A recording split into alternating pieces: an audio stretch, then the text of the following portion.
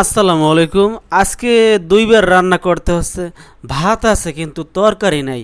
ভাত কি দিয়ে খাবো? এখন রাত্র কিন্তু কিছুই নাই।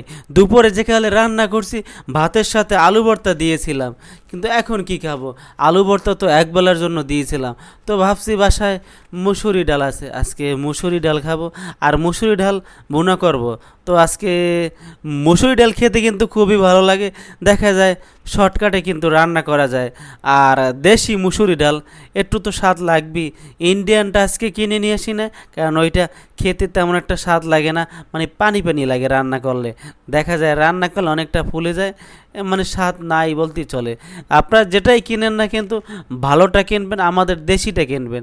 ওটা দেখা যায় অল্প কিনলেও কিন্তু খেতে অনেকটা টেস্ট হবে।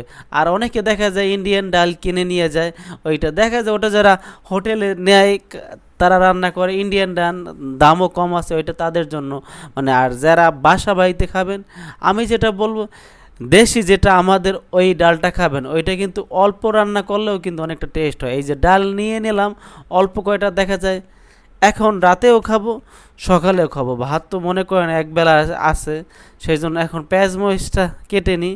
আর আমি কিন্তু আগে ইন্ডিয়ান পেঁয়াজ কিনতাম দাম একটু কম থেকে। এখন ভাবতেছি না, ইন্ডিয়ান পেঁয়াজ আর কিনবো না, ওইটা কিন্তু বেশি দিন থাকে না। আজকে আমি দেশি পেঁয়াজ কিনে নিয়ে আসছি। এগুলো একটা দিলেই কিন্তু তরকারিতে অনেকটা স্বাদ হয়, দেখা যায় অনেকটা টেস্ট হয়। আর পেস্টগুলো কিন্তু একদম ভালোই দেখা যায়, ভালো ইনটেক, মানে কি জাহাজ, মানে আমি যে সময় পেস্ট কাটি তখন আমার চোখ দিয়ে কিন্তু পানি বের হয়ে যায়। এটার কারণ হয়েছে দেখা যায়, আর আমি তো হেলমেট দিয়ে মানে ভিডিও বানাই, আর মাথায় হেলমেট পরে ভিডিও বানাইতে কিন্তু অনেকটা কষ্ট। কারণ হচ্ছে মাথাটা নুয়ে নুয়ে কাজ করতে হয়, আর হেলমেটে তো অনেকটা ভার, তাই না? সেই জন্য আমার অনেকটা কষ্ট হয়। দেখা যায় 15-20 মিনিট মাথায় হেলমেট রাখতে হয়, নুয়ে নুয়ে কাজ করতে হয়, সেই জন্য একটু সময়টা বেশি লাগে। এই জন্য মানে তারপর কষ্ট করে যাচ্ছি, ইনশাল্লাহ একদিন সফলতা অর্জন করতে পারবো। আরেকটা কথা বলে দিই, আমার এই বিবাহিত ব্যাচেলার লাইফে আমি একাই থাকি, এবং আমার ওয়াইফ তো বাড়িতে, সেই জন্য একা যে ভিডিওগুলো আমি কী কী রান্না করি না করি সেগুলোই কিন্তু আমি ইউটিউবে আপলোড করি। অনেকটা স্বপ্ন ছিল যে ইউটিউব থেকে ইনকাম করব, বা আমার একটা ইউটিউব চ্যানেল থাকবে। ইনশাল্লাহ আল্লাহ তাআলার রহমতে এবং আপনাদের দোয়া এবং সাপোর্টে যদি আমার ভিডিওগুলো আপনারা দেখেন, লাইক কমেন্ট এবং শেয়ার করবেন।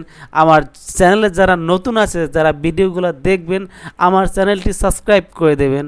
আর চেষ্টা করব প্রতিদিনই ভিডিও আপলোড করার। এখন কিন্তু দৈনিক একটা ভিডিও দেই না, কারণ একদিন পর পর একটা দিই কিন্তু। আর বুধবারের পর 2 দিন পর একটা আপলোড করি, শুক্রবার, যেখানে বুধবার আপলোড করার পর তারপর তৈল দিয়ে দিলাম। পাতিলটা একটু মোটামুটি কিন্তু গরম হয়ে গেছে, আর পেস্টটাও দিয়ে দিলাম। এই চুলাটার একটা সমস্যা কি জানেন? ভীষণের এটা তাপমাত্রা খুবই কম। আমি বলবো এটা আপনারা কিনবেন না। কারণ হচ্ছে যদি কিনেন তাহলে দেখা যায় এটা হিট হইতে কিন্তু অনেকটা সময় লাগে, আর সময়টা যদি লাগে না তাহলে দেখা যায় আরও বেশি রান্না করতে আরও বেশি সময় লাগে। সেই জন্য আমি বলবো এই চুলে অন্যগুলো কিনবেন।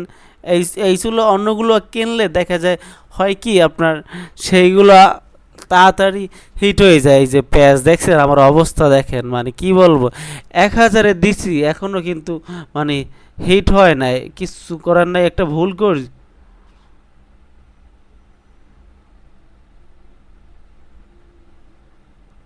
লবণ দিয়ে দিচ্ছি, এবং লবণটা একটু পরে দিলে বেশি ভালো হইতো, কারণ পেঁয়াজের ভিতরে লবণ দিলে পেঁয়াজটা গলে যায় আর বেশি ভাজা হয় না।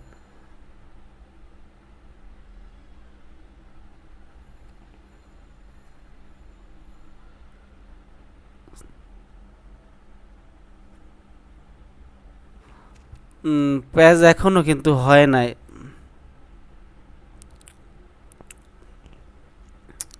মোটামুটি ভাজতে হবে, দেখছেন মানে কতক্ষণ ধরে ছিল, মানে চুলাটা এখনও কিন্তু হয় না। এটাই হচ্ছে সমস্যা। আর একবার ডিম ভাজতে গিয়ে আমার হাতের ভিতরে তৈল পড়ে গেছিল, অনেকটা কিন্তু পুড়েও গেছিলো। সেই পুড়ে যাবার কারণে দেখা যায় অনেকটা দাগ হয়ে গেছিলো। কালকেও এককালে সেম অবস্থা হয়েছে, ডিম ভাজি করবার সময় তৈল হাতে পড়ছে, সেখান থেকে একদম ফোসকা পড়ে গেছে। দেখেন এখন বাজে হলে রাত্র 8টা 12, তো এখন এই এই সময় আমি রান্না করতেছি। একটা ভুল করছি, আরও সন্ধ্যার আগে থেকে একটু রান্নাটা করে রাখতাম, তাইলে আর এখন এখন আমার একটু বেশি একটু সময় লাগে তাই না। এখন কিছু কাজও ছিল কম্পিউটারে, কিন্তু সেই কাজ রেখে কিন্তু এখন রান্না করতে আসি। হলুদ মরিচ দিয়ে দিচ্ছি, কারণ গুঁড়ো মরিচটা একটু কম দিতে হবে, কারণ এটার ভিতরে কিন্তু কাঁচামরিচ দিচ্ছি।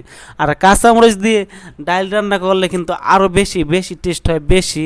আর গুঁড়ো মরিচ দিয়ে মুসুরি ডাল রান্না করা ঠিক না। আর পানি ডালের ভিতরে কিন্তু গুঁড়ো মরিচ দেয়ও না, ওগুলো দিতে হয় কাঁচামরিচ। কিন্তু ভুনা ডাল করলে গুঁড়ো মরিচ 1 চামচ দেওয়া যায়। জ্বালানাটা ফাঁকা করে দিলাম, ডালটাও দিয়ে দিলাম, মানে এখন মোটামুটি ভালো করে কষিয়ে তারপর পানি দিতে হবে। আর ডালটা যদি ভালো করে আপনি না কষান, তাহলে দেখা যায় হলুদ মরিচের ঘ্রাণটা আসবে। তো ডালটা ওই হলুদ মরিচের সাথে যদি একদম কষিয়ে নেন, তাহলে দেখা যায় আরও বেশি টেস্ট হবে। তো কি বলবো, মানে আমার আর ভালো লাগে না, মানে বিয়ে কইরাও রান্না কইরা খাওয়া লাগে। কত স্বপ্ন ছিল বিয়ে করে আমি আর ঘুমাবো আর খাবো না, সেই জীবনটা আর হয় না। বেশি আসা যার কথা আছে না, ওই যে কী জানি ওইটা আর বললাম না। তো ভাত যেটা আছে মোটামুটি আজকে রাতের জন্য, সকালে আবার ঘুম থেকে ওইটা রান্না করতে হবে। তো ডাইল